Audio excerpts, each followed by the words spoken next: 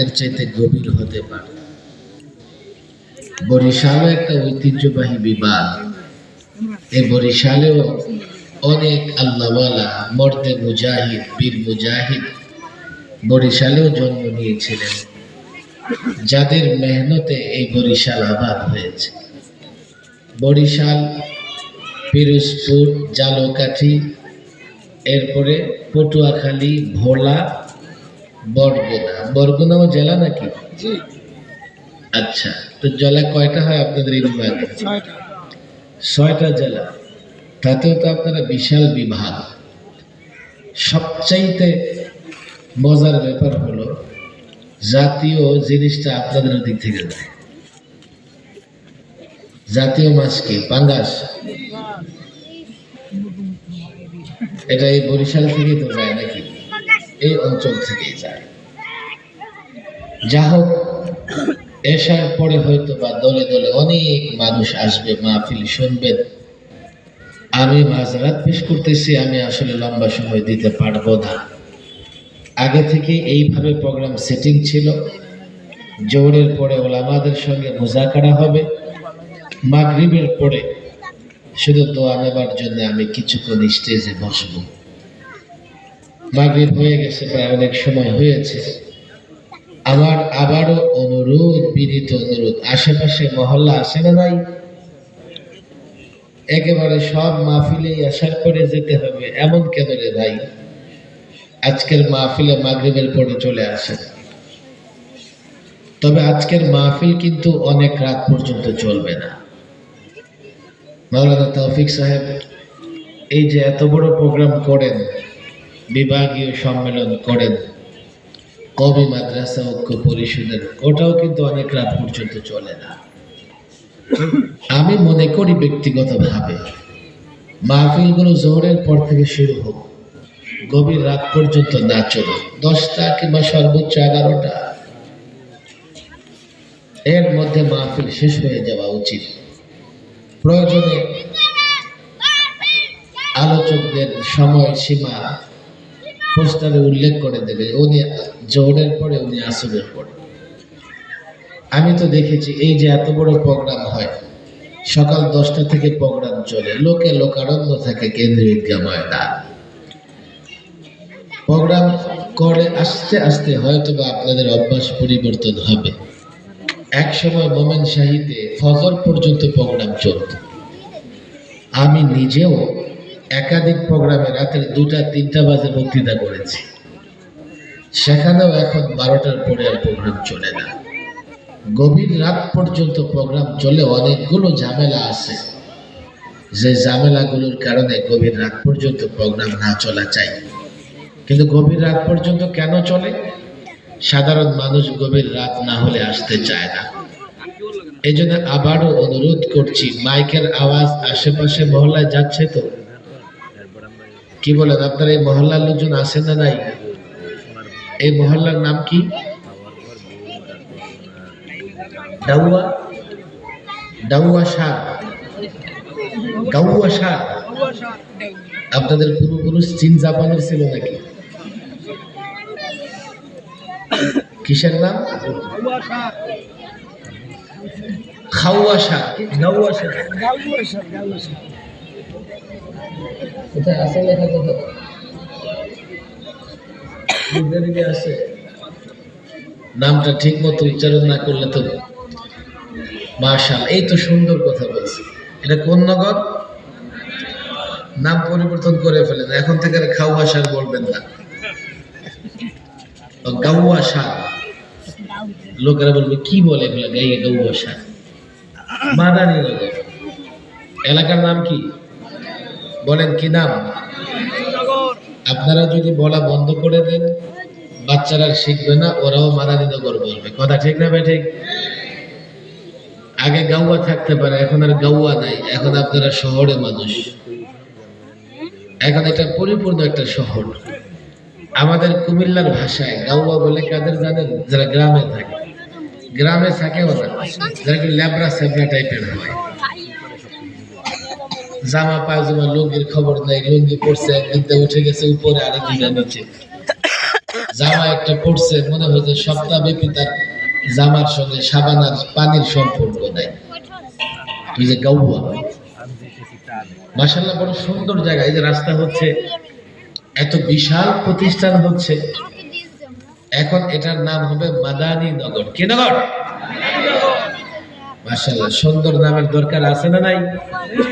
সুন্দর নামে উচ্চারণ করতেও সুন্দর, শুনতেও সুন্দর, যারা সেখানে বসবাস করে তারাও সুন্দর হবে। আর মাদানী, মদিনার সঙ্গে একটি সম্পর্ক আছে। মাদানীর সম্পর্ক কার সাথে? মদিনার।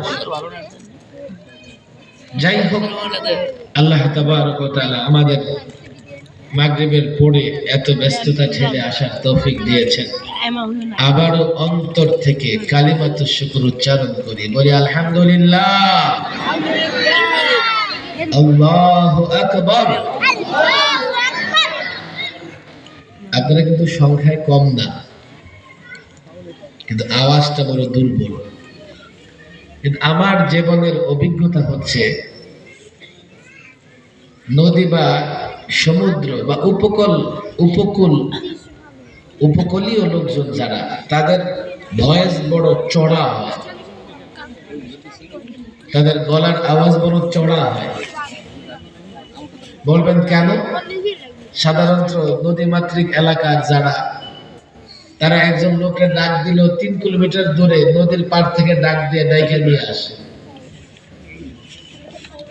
এইভাবে ছোট্টকাল থেকে ডাকাডাকি করতে করতে গলার আওয়াজ বড় হয়ে যায়। বরিশালের সব দিকেই তো নদী আছে না নাই? আপনাদের আওয়াজ ছোট্ট হবে না বড় হবে? আসলে হবে, কিন্তু একজন পিচ্ছির আওয়াজের কাছে আপনাদের আওয়াজ বিলীন হয়ে যাইতেছে। এই যে পিচ্ছি একা এমন আওয়াজ দিবে, আপনাদের আওয়াজ আর শোনাই যাবে না। এই বসে না, বসে না, আসো আসো, সবাই আসো, খেলাধুলা বন্ধ, আসো। স্বেচ্ছাসেবক থাকলে ওই পিচ্ছিদের বসায় দাও, ওদের খুব আনন্দ লাগতেছে আজকে, এখানে ঈদের মতো লাগতেছে। বসো বসো, বসে যাও, বসে যাও, বসে যাও। মাশাআল্লাহ, পিচ্ছিরা আওয়াজ করবেন, আমি বড়দের জবান থেকে আওয়াজ শুনতে চাই। বলেন আল্লাহু আকবার। এলাকার যুবকরা আওয়াজ করে, মাদ্রাসার ছেলেমেয়েরা আসে কিছু, দরকার কি আমাদের আওয়াজ আসে? আওয়াজ দাও, নাহলে শয়তান দূর হইব না। লোকজন এলাকায় কম না, এখনো হাঁটতে হাঁটতে আসলে ময়দান ভরে যাবে। এই যে ছোট্ট দিছে, শয়তান দূর হয়ে গেছে, আসা শুরু হয়ে গেছে। যারা মাইকের আওয়াজ শুনে মাহফিলে আসতে পারে না, ওদের ধরেছে শয়তান। শয়তান ওদের পা চেপে ধরে আছে, খবরদার ওদিকে যাইস না, ওদিকে গেলে ঝামেলা, মৌলবীরা কি বলে না বলে এগুলো শোনার দরকার নেই। আবার কি বলবে? আরে মাইকেই তো শোনা যায়, দরকার কি যাওয়ার? তাকবীর ধ্বনি দিলে শয়তান থাকতে পারে? বলেন আল্লাহু আকবার। আর মুসলমানদের পাওয়ার আছে তাকবীরের মধ্যে। যে মুসলমান তাকবীর দিতে পারে তার ভেতরে ঈমানি পাওয়ার আছে বলে বোঝা যায়। আর যাদের ভেতরে ঈমানি পাওয়ার নাই, ওরা কি বলবে? অমুকের জয়, অমুকের সৈনিক। কার সৈনিক, কার জয়? তুমি যার সৈনিক, তুমি যার জয়গান গাইতেছো, তার হাড্ডি পর্যন্ত কবরে নিশ্চিহ্ন হয়ে গেছে, মাটি হয়ে গেছে। এর নামে স্লোগান দিয়ে তোমার কি হবে? তুমি তো হাইয়ুন কাইয়্যুম, চিরঞ্জীব আল্লাহর নামে স্লোগান দিবা। আপনাদের এখান থেকে পঞ্চগড় অনেক দূরে হবে। আপনার বাংলাদেশের কোন সীমান্তে? আর পঞ্চগড়? সামাজিক যোগাযোগ মাধ্যমে অবশ্যই দেখছেন আপনারা, এই বিএসএফ, ভারতের সীমান্ত রক্ষীরা বাঙালি ধরে নিয়ে যাচ্ছে। এই নিয়ে বাংলাদেশি আর বিএসএফ এর মধ্যে টানা হেঁচড়া হইতেছে। সামাজিক যোগাযোগ মাধ্যমে দেখলাম যে একজন বুড়া মানুষ, হাতে সম্ভবত মাটির ঢিলাফিলা হবে, মাটির টুকরা হবে, এটা নিয়ে যাইতেছে বিএসএফ এ মারবে। আমি মনে মনে ভাবলাম পাগল নাকি, ওরা ট্যাং আর কামান নিয়ে বসে আছে, উনি যাইতেছে মাটি ঢিলা নিয়ে। আরেকজন যুবক দেখলাম হাতে কাঁচি, এটা নিয়ে দৌড়াইতেছে, লড়াই করবে। আর কি যেন চিৎকার করতেছে। আমার সাউন্ড মোবাইলের মিউট করা ছিল, আনমিউট করলাম। আনমিউট করার পরেই ওদের আওয়াজ শুনতে পেলাম, যুবক দৌড়াইতেছে আর তাকবীর দিতেছে। আমি তখন বুঝতে পারলাম, হায়, আমি তার অস্ত্র দেখে, তার হাতে মাটি ঢিলা দেখে তার দুর্বল মনে করতেছি, অথচ সে যদি আল্লাহর নামে তাকবীর দিয়া এই মাটি ঢিলা নিক্ষেপ করতে পারে, অ্যাটম বোমার কাজ হবে। হয়েছে ও তাই। এক যুদ্ধে সাহাবীর তরবারি ভেঙে গেছে। ইয়া রাসূলুল্লাহ, তরবারি ভেঙে গেছে। রাসূল একটা শুকনো খেজুরের ডাল তুলে দিছে তার হাতে, বাস হাতে নিতে এটা তরবারি হয়ে গেছে। রাসূল সাল্লাল্লাহু আলাইহি সাল্লাম রাতের আধারে মক্কা থেকে মদিনা হিজরত করেছিলেন।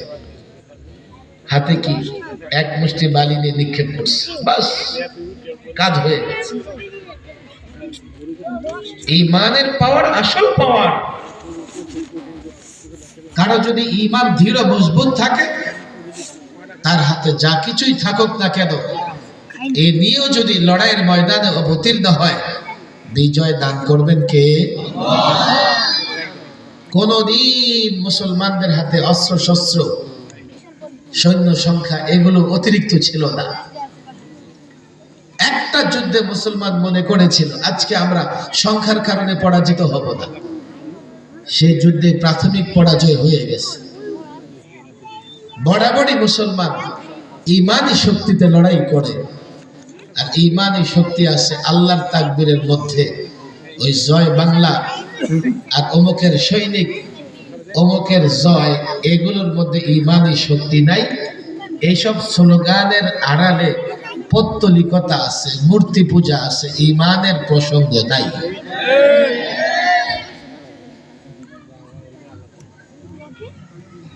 কথা তো দীর্ঘ বলতে মন চায়, এখন তো মাশাআল্লাহ আপনারা এসে ময়দান ভরে ফেলছেন।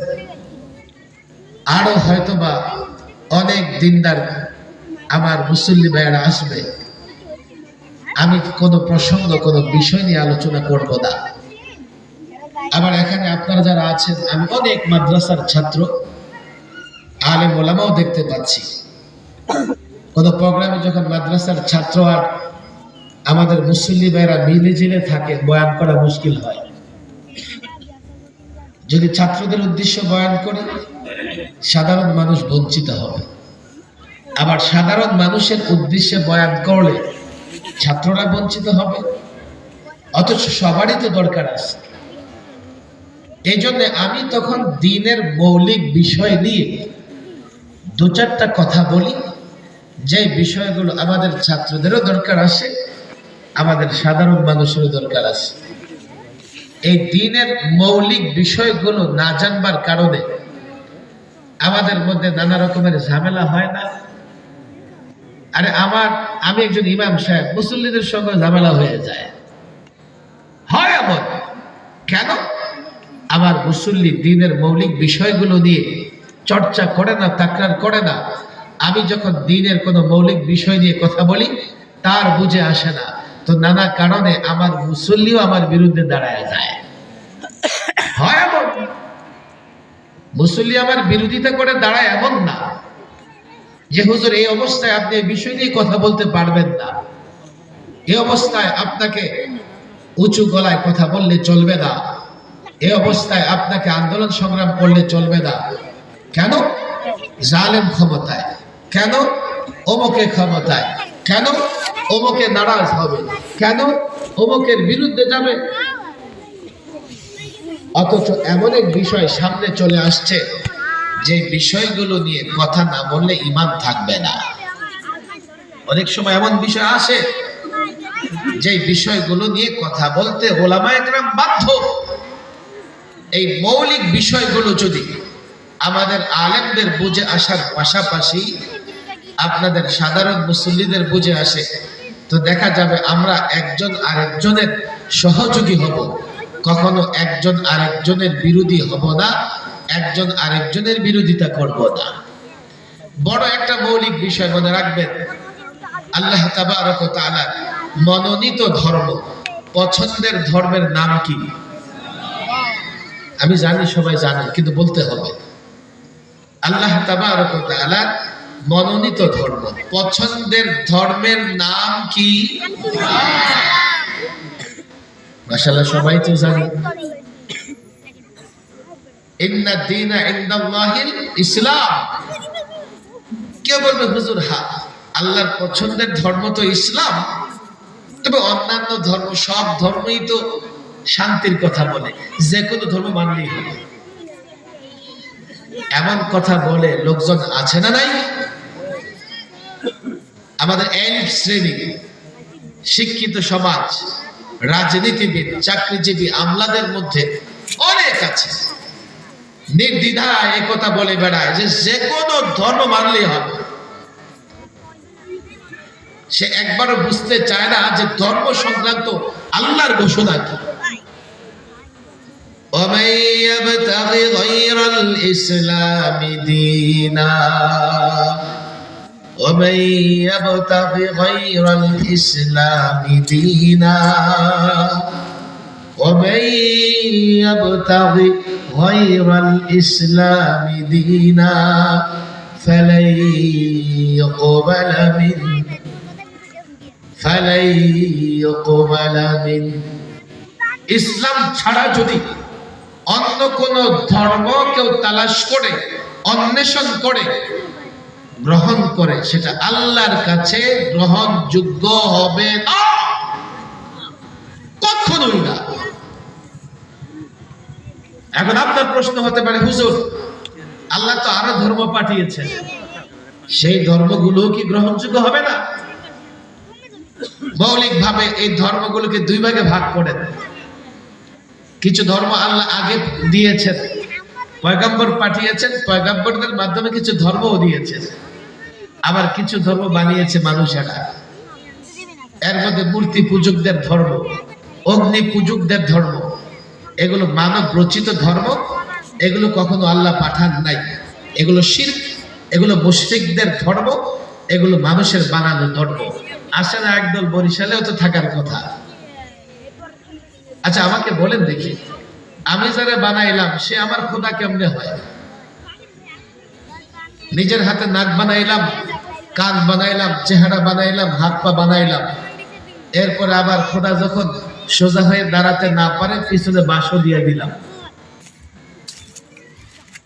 আসে না নাই? সব ঠিকঠাক করে সাজাইয়া এরপর দেখবেন যে মাথা নত করে পড়ে আছে, ভগবান একটু আগে তুমি তারে বানাইলা, তুমি তার খোদা, তুমি তার স্রষ্টা, তুমি তার পায়ের নিচে কেন মাথা রেখেছো? বরং তাকে বলো তোমার পায়ের নিচে মাথা রাখতে। মানব রচিত ধর্মের এগুলোর প্রসঙ্গই টানা উচিত নয়। বাকি আসমানি কিতাব এসেছে অনেক পয়গম্বরদের উপরে, তাদের কিছু ধর্ম আছে, যেমন নাসারাদের ধর্ম, ইহুদিদের ধর্ম, আছে না ভাই? হযরত ঈসা আলাইহিস সালাম, হযরত মূসা আলাইহিস সালাম, হযরত দাউদ আলাইহিস সালাম, অনেক পয়গম্বর এসেছেন পৃথিবীতে, তাদেরকে আল্লাহ ধর্ম দিয়েছেন। সেই ধর্মগুলো কি হবে? অনেকের এই প্রশ্ন থাকতে পারে, সেই ধর্মগুলো কি হবে? আমার দিকে খেয়াল করেন, এখন বরিশাল থেকে ঢাকা যাইতে বাস ভাড়া কত? 500 টাকা। 10 বছর আগে 500 টাকা ছিল, তখন কত ছিল? 200 টাকা। 200 টাকাও ওই বাস ট্রাক মালিক সমিতি ঠিক করে দিছে, 200 টাকা আইন করে দিছে, ভাড়া 200, এখন করে দিছে 500। আপনি গেলেন, ওই আগের একটা নোটিশ নিয়ে 200 ভাড়া দিলেন, বলে কি 200 কেন? কই যে আগে তো আপনারা 200 ভাড়া করছিলেন, আগেরটা বলে যান। এখন লেটেস্ট ভাড়া 500 দেন, তাহলে বাস থেকে নেমে যান। আগেরকার ধর্মগুলো শিক্ষিত ভাইদেরকে আমি আরেকটা এক্সাম্পল দেই। এই পর্যন্ত বাংলাদেশের সংবিধান 17 বার অ্যামেন্ডমেন্ট হয়েছে, সংশোধন হয়েছে। কতবার? এখন 17 বারের লাস্ট বার যে সংশোধন হয়েছে সেটারে মানবেন না বলবেন যে আমি 71টা মানি, 71টা মানি?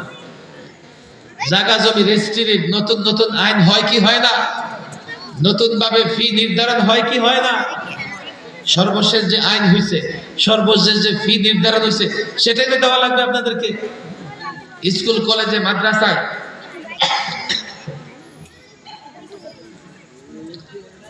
নতুন নতুন আইন হলে পুরান আইনটার মানা যায়?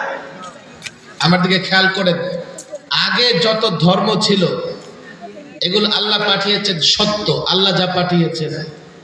তখনকার সে কালের নবী এবং উম্মতদের জন্য করণীয় ছিল, ইসলাম হচ্ছে লেটেস্ট ভার্সন, সর্বশেষ ধর্ম। এখন ইসলাম মানতে হবে। ইসলাম মানলেই আগেরকার আল্লাহ তাবারক ওয়া তাআলার যত ধর্ম আছে সেগুলো মানা হবে। ইসলাম ছাড়া ওই ধর্মগুলো মানা যাবে না, মানা যাবে না। মানলে সেটা আল্লাহর কাছে গ্রহণযোগ্য হবে না। পরিষ্কার কথা। ইমানটা তো ঠিক করবেন আগে, ইমানটা তো ঠিক করবেন আগে। হুজুর সব ঠিক আছে, সব মানি, সমস্যা জায়গায় অন্য, সমস্যার জায়গাটা অন্য। কি এই ইসলামের কথা আলেম বলবে না ডাক্তার বলবে? আপনাদের কষ্ট হইতেছে? ও আজান হয়ে যেতেছে, আমি শেষ করে দেবো, বেশি সময় নিব না। আস্তে আস্তে দেরি হয়ে গেছে আসলে, মানে বসতে বসতে। ও এখানে 7:30 আজান, 10 মিনিট বাকি আছে। আমরা এখানে জামাত করবো 7:45।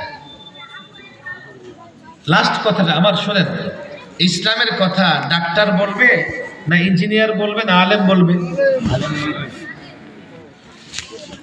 আজকাল এমন হয়েছে, এক ব্যক্তি বড় চেয়ারে বসে গেছে, সে মনে করে সে ইসলামও জেনে গেছে। ডাক্তার হয়ে গেছে, সে মনে করে সে ইসলামও জেনে গেছে। ইঞ্জিনিয়ার হয়ে গেছে, সে মনে করে সে ইসলামও জেনে গেছে। আলেমদের প্রয়োজন বোধ করে না, অথচ ইসলাম সম্পর্কে পড়াশোনা করে ওলামায়ে কেরামের কাছ থেকেই ইসলাম এবং কোরআন সুন্নাহর ব্যাখ্যা নিতে হবে। কথা ঠিক না বেঠিক?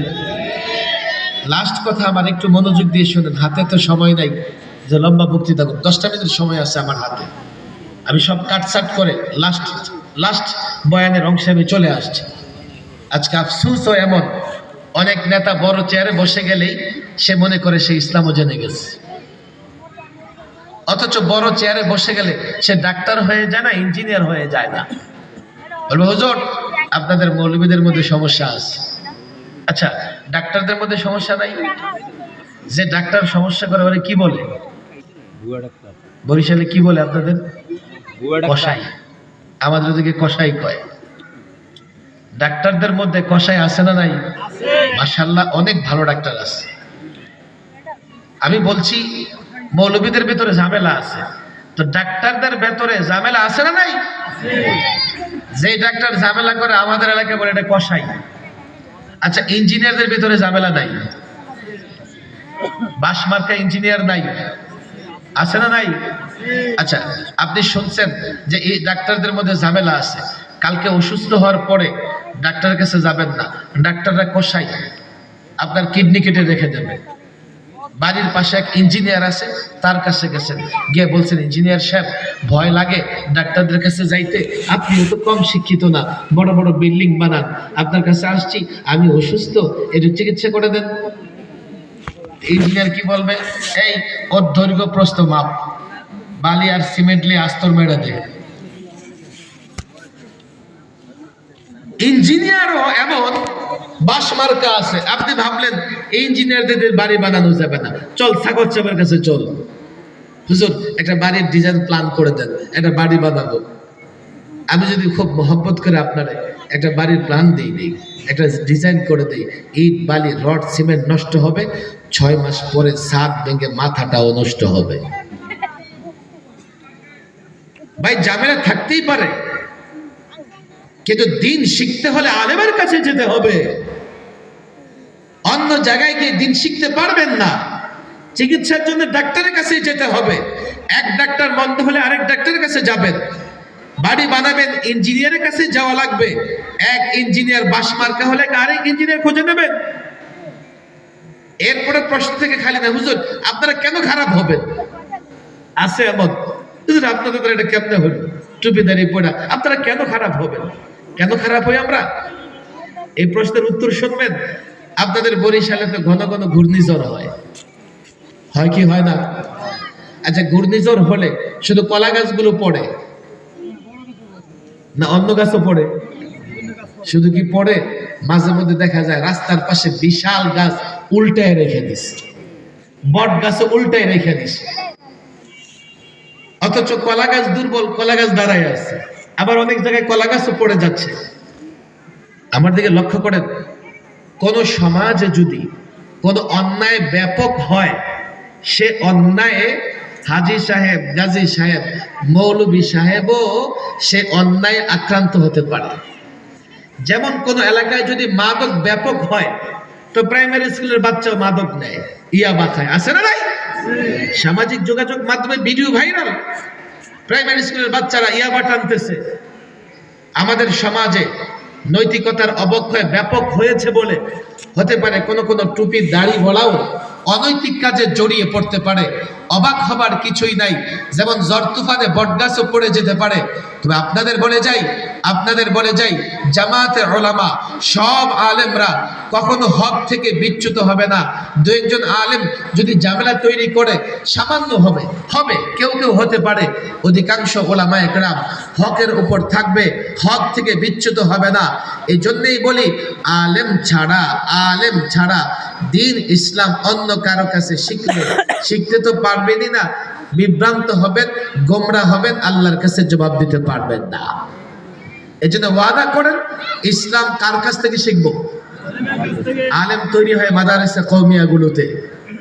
মাদারেসা কওমিয়া এলেমও আছে, আমলও আছে।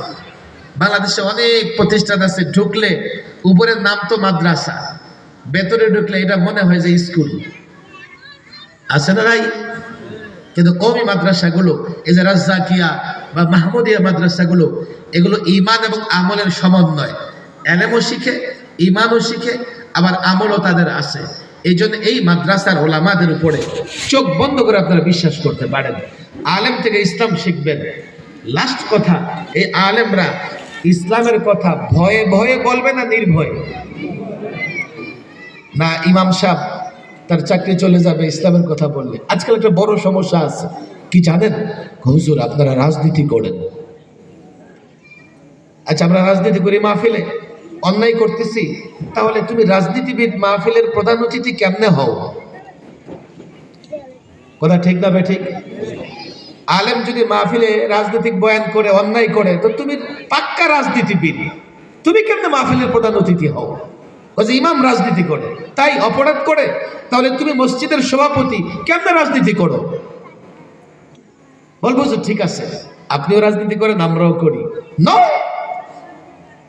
ইসলাম যেহেতু কমপ্লিট কোড অফ লাইফ, ইসলামে ব্যক্তি জীবনের সমস্যা, যত সমস্যা আছে এর সমাধান আছে না নাই? ইসলামের সামাজিক সমস্যাগুলোর সমাধান আছে না নাই? ইসলামের রাজনৈতিক সমস্যাগুলোর সমাধান আছে না নাই? একজন আলেম আপনার ব্যক্তি সমস্যার সমাধানগুলোর সমাধান দেবে, একজন আলেম সামাজিক সমস্যাগুলোর সমাধান দেবে, আবার সেই আলেম রাজনৈতিক সমস্যাগুলোর সমাধান দেবে। এটাকে রাজনীতি বলে না, এটাকে বলে আলেমের দায়িত্ব। আলেম যখন এই দায়িত্ব পালন করবে, ভয়ে ভয়ে করবে না নির্ভয়ে করবে? আলেমকে ভয় দিবেন না, দেখাবেন না, চাকরি খাওয়ার হুমকি দিবেন না, জেলে ভরাবার হুমকি দিবেন না। আলেমকে বলবেন আপনি নির্ভয়ে ইসলামের কথা বলেন। আলেমরা তো আপনাকে বাধ্য করতে পারে না, আলেমরা কোরআন সুন্নাহর বিধিবিধান বলবে, আপনারা সেটাও শুনতে রাজি না, বলে যে রাজনীতি করে। গত 16 বছর সবচাইতে বেশি জুলুম করা হয়েছে আলেমদের উপরে। আবার দেখা যাচ্ছে এখনো আলেমদের নিয়ে উল্টাপাল্টা কথা বলে। আচ্ছা, মানে কি তোমরাও জুলুম করবা?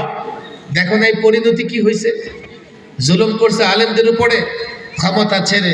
আরে অনেক পালাবদল হয়েছে ক্ষমতা, আলেমদের উপর জুলুম করছে ক্ষমতা ছেড়ে 40 মিনিট বাংলাদেশে থাকতে পারে নাই। লোকেরা বলে এক বক্তৃতায় ক্ষমতা শেষ, আরেক বক্তৃতা বাড়ি শেষ। এরপরের বক্তৃতা দিলে কবরের জায়গাটাও শেষ হয়ে যাবে, কবরও বাকি থাকবে না। আলেমদের উপরে জুলুম না, নির্ভয়ে আলেমদের দিনের কথা বলতে দেবেন। ইমামকে বলবেন আপনি কোরআন সুন্নাহ অনুযায়ী কথা বলেন, বক্তাদের বলবেন কোরআন সুন্নাহয় যা আছে আপনি সেটা বলেন। আজকে সামাজিক যোগাযোগ মাধ্যমে এক ভিডিওতে দেখতেছি একজন বলতেছে কোরআনে ইসলামী রাষ্ট্র, কোরআনে রাষ্ট্র ঘটনার, রাষ্ট্র নির্মাণ বা রাষ্ট্র পরিচালনার কথা নাই। রাসূলুল্লাহ রাষ্ট্র চালিয়েছেন না চালান নাই? হযরত আবু বকর, হযরত ওমর, হযরত ওসমান, হযরত আলী, হযরত হাসান, হযরত মুআবিয়া রাদিয়াল্লাহু তাআলা আনহুম, হযরত ওমর ইবনে আব্দুল আজিজ, উমাইয়া শাসকগণ, আব্বাসীয় শাসকগণ, অটোমান শাসক, ওসমানী শাসকগণ, মোগলরা, গোটা পৃথিবী ইসলাম দিয়ে তো শাসন করা গেছে। কে বলেছে কোরআন সুন্নাহ শাসন নাই?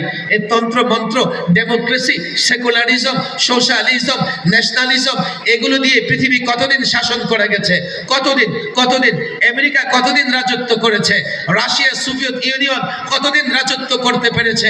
এই মুসলমান তোমরা জানো না, ইসলাম দিয়ে, কোরআন দিয়ে স্পেন, ইউরোপ থেকে ভারত পর্যন্ত হাজার বছর মুসলমানেরা শাসন করেছে। তোমরা তাদের ফর্মুলা রাষ্ট্র চালাইতেছো। লাস্ট কথা, আমাদের কুমিল্লায় কোকা কোলার ফ্যাক্টরি আছে, আমার দেশের লোকেরা বানায় খায়, আমার দেশের লোকেরা লভ্যাংশ ইসরায়েলে পৌঁছে যায়। কেন জানেন? কোকা কোলা তাদের ফর্মুলায় বানানো হয়। লাস্ট কথা এটাই বলে যাই, মাদ্রাসার ছাত্র, আলেম ওলামা, টুপিদাড়িওয়ালা মুসল্লি ভাইদের, আমরা যদি পশ্চিমাদের ফর্মুলায় রাষ্ট্র চালাই, চেয়ারে বসেও তাদের গোলামি করা লাগবে, তাদের হাতের ইশারা ছাড়া কাজ করা যাবে না। আমরা যদি আমাদের কোরআন সুন্নাহ দিয়ে রাষ্ট্র চালাই, আমরা রাষ্ট্র চালাবো, তারা আমাদের গোলামি করবে। এই জায়গায় বড় সমস্যা করে ফেলে আজকে সাধারণ মানুষ। আলেম ওলামার রাজনীতি করে, তুমিও রাজনীতি করো না কেন? তুমি নোংরা রাজনীতি করলে কোনো গ্যারান্টি নাই।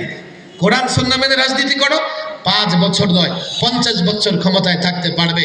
কোরআন সুন্নাহ মেনে রাজনীতি করো, 56,000 বর্গ মাইলের বাংলাদেশ নয়, গোটা পৃথিবী শাসন করতে পারবে। ইতিহাস দেখো তোমাদের পূর্বপুরুষদের। আল্লাহ মাফ করুন, আমাদের ধর্ম ইসলাম পছন্দ করেছেন কে? বলেন কে?